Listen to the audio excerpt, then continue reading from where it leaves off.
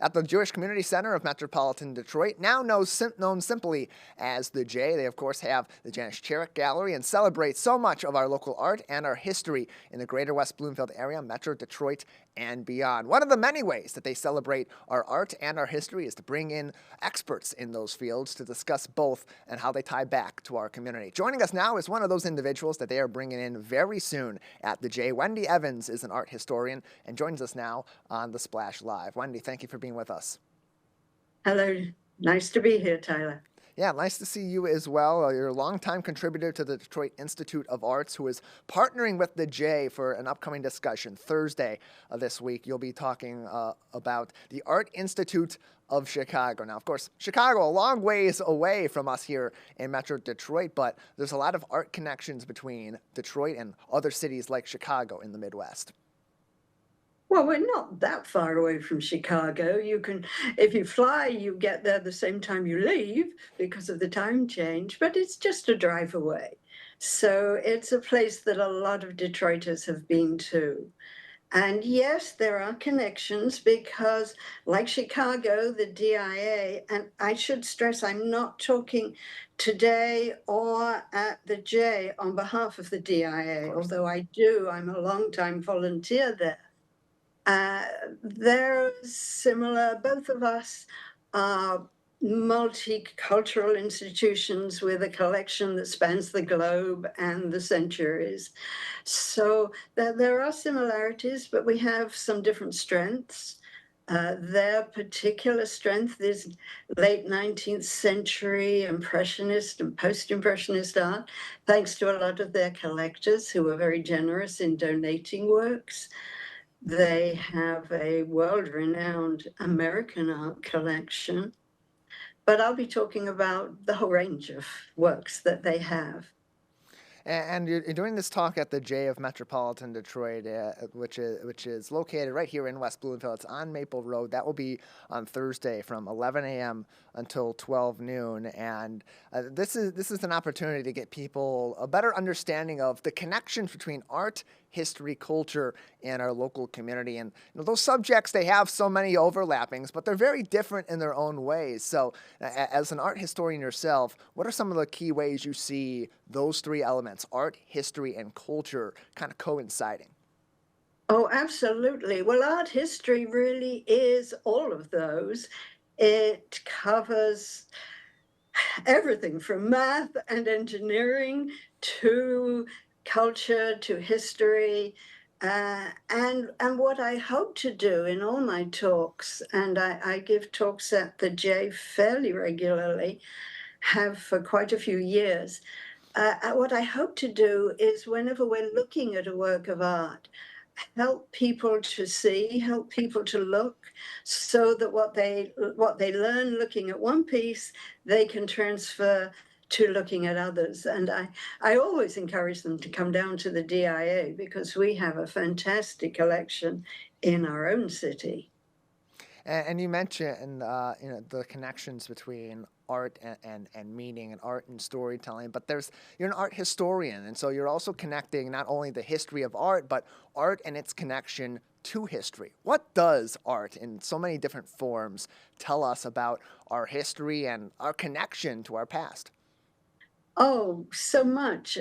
For example, one of the works I'm going to show, and is very appropriate for Valentine's Day, is a pomo basket. These are peoples who've lived in Northern California for centuries, use the rushes from the lake that they live by. And this particular basket, which is gorgeous, it's one of a pair of identical, I'm doing that, but it's a 2 foot wide basket that they've made out of those rushes and shells and feathers from local birds.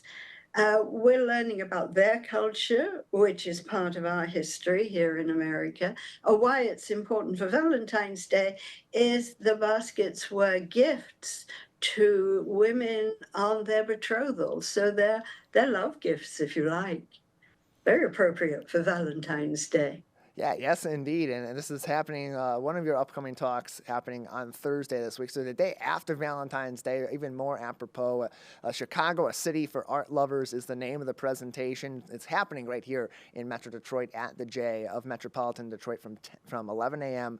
until 12 noon. But if you can't make it that day, you only got to wait a few more weeks. Thursday, March 14th, Wendy will be back at the J to talk about Above Rubies, the Jewish women artists at the J of Metropolitan Detroit. And of course, all this information can be found on the J Live app, jlive.app/events. And you can sign up for events like this all across our local area, including at the J of Metropolitan Detroit. Wendy, you have previously taught art history in our local area at Wayne State University, on top of being a longtime volunteer at the Detroit Institute of Arts. So now you get a chance to transition from teaching art in a classroom environment and teaching art as a volunteer at the Detroit Institute of Arts. So kind of talking about it to a group of people in the community. Now, how is that similar? How is that different? And what feeling does that give you in this setting versus your traditional work? Oh, thank you. And I have actually taught at a few other places in the local area and give talks all around the area. Mostly when I'm giving talks now, it's to older people, like me. But students ask interesting questions, but the older people bring more of their own experiences to it. I always like the audiences to ask questions, to join in, to make comments. It makes it more interesting to them, and I learn things too. So yeah, I miss the students, but I have more time for other things when I feel I had to always be in town when I was teaching students. I'd be there for them all the time. This time gives me a little more freedom and a little more chance to uh, interact with different people, a whole range of different people at the different places. I go to libraries, I go to senior residences. I go to the All Seasons on Drake Road, right in West Bloomfield. I have talked at the West Bloomfield Public Library too, quite a while ago.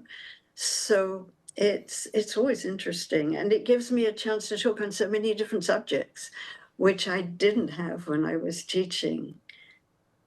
Wendy Evans is with us. She'll be making one of her many art talks at the J of Metropolitan Detroit, happening Thursday this week, February 15th, but also coming back a month later, March 14th, at the J of Metropolitan Detroit for another discussion Above Rubies, Jewish women artists.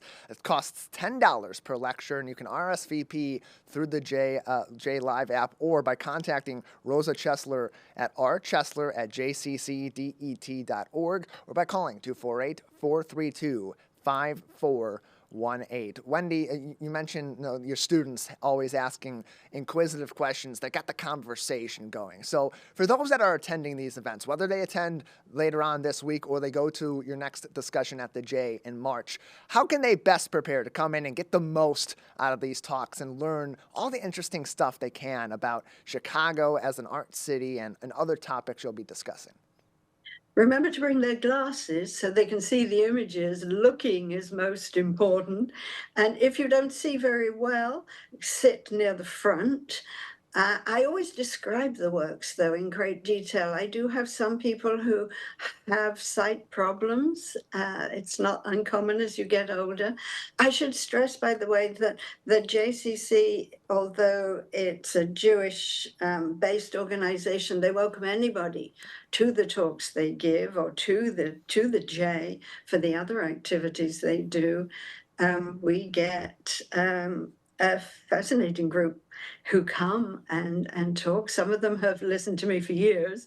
Some of them are new, and I always like to see new faces. So I do encourage you to come and try it out. We Yeah, have fun. tickets are still on sale. Registrants may attend all sessions, so it's $10 per lecture. You can get all that information you need by visiting the J of Metropolitan Detroit's website. And again, you can also either send an email to Rosa Chesler at rchesler@jccdet.org or call 248 432-5418 for even more information. Wendy Evans is an art historian who will be holding an art talk on Thursday this week at the J of Metropolitan Detroit, February 15th, and also will be coming back in March on March 14th for even more discussions. Wendy, when people leave this discussion later on this week or the next one in March, as an art historian, as an educator, as an art lover yourself, what do you hope that they take away? Well, what I always used to tell my students at Wayne when they first came to my first class was I knew it would change how they looked at art, but I hoped it would also change how they looked at the world. I'd like that to be a takeaway from all my talks. Plus, I would also like them to come down to the DIA, which is something I always kind of stress in all my talks too. It's a great resource with connections to communities all across the Tri-County area, and so the DIA a great place to go as well to explore art. And there's so many great art opportunities at the J of Metropolitan Detroit, whether it's in the Janice Cherrick Gallery or talks like those that you're having later on this week. Wendy, anything else that we should know about your upcoming art talks or anything else you'd like to discuss? Well, if anyone would like to know where I talk and when, I do have a website. It's www.art-talks.com. I called it that because I give art talks, but also I think art talks. It talks to you if you will listen, if you will look. And I guess that's my biggest message. Well, Wendy, we appreciate you joining us to preview this upcoming discussion and really the multiple discussions you have coming up on this subject. Thank you so much, and good luck on Thursday evening. Thank you, Jason. Thank you, Tyler. Excuse me. Thank you, Tyler.